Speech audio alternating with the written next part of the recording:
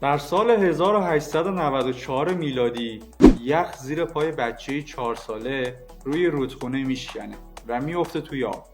ولی شخصی به اسم ایوان کیوبرگر جون بچه رو نجات میده. بعدنا ایوان کشیش میشه و کودک نجات یافتم میشه آدولف هیتلر، کسی که هممون میشناسیم. حالا فکر کن اون روز هیتلر غرق میشد و هیچ وقت جنگ جهانی دوم دیگه رخ نمیداد.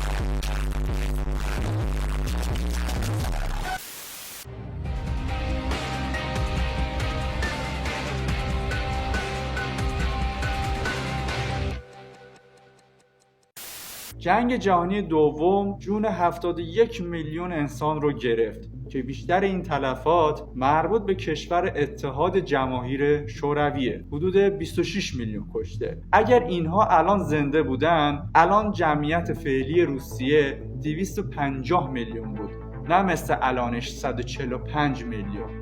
نقشه سیاسی کشورها اصلا یه جور دیگه بود.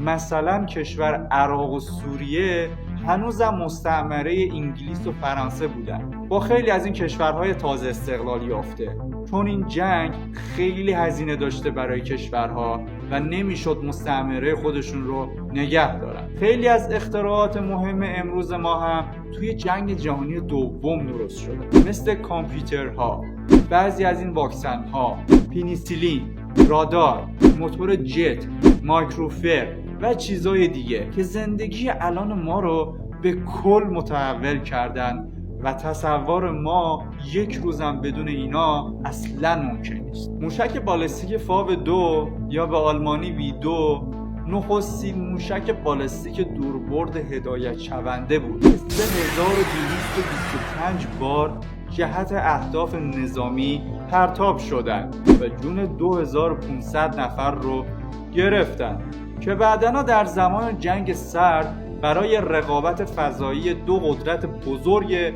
آمریکا و شوروی استفاده شدن.